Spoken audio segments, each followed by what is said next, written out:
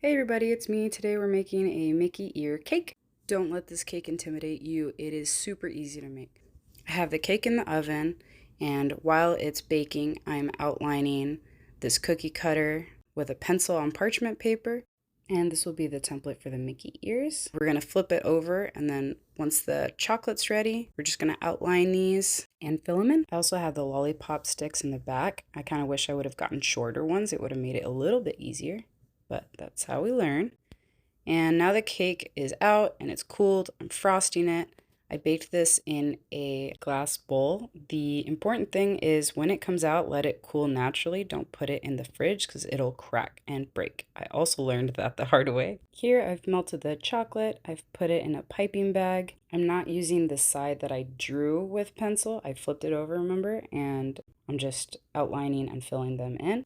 And obviously we're not going to need 4, but I like to make extra for backup. And now I'm just wasting the rest of the chocolates. Just messing around.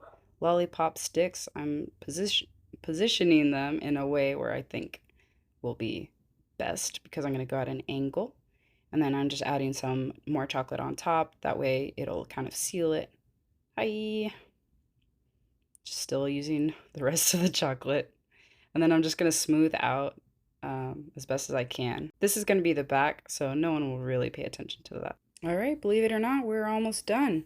Just got the black fondant. We're just going to roll this out and we'll just cover the cake whenever it's the right size. This takes a little bit, but I like to watch it fast motion. Yay, it's ready. All right, this is the best part. Now we just drape it over, smooth it out, cutting the excess stuff off, and more smoothing and more cutting until it looks just perfect. I like to make this cake for birthdays. I've made like different variations and renditions of this exact cake where I just do like a different base or change the Mickey ear colors, and it's always fun. But the most tedious part is writing the name on it, and I always have to practice a little bit before. And it's so strange because when I practice, it looks so good, but on the cake, it looks bad for some reason. Wipe it off. This is just a classic scenario. Okay. Can't really Anyway, tell. here I end up erasing that B that I started with because I didn't like it. Can't tell, right? You can still kind of see it, but it's all right. We're going to find a different spot to write on, and it'll be all fine. I forwarded this part like 98%, and it still looks kind of slow. But you have to take your time with this because it's important. And we'll try something on I think this is okay. I'm actually going to turn to the backside and write my name instead because I didn't like the other one. And now that we've got that out of the way, it's time to add the Mickey ears.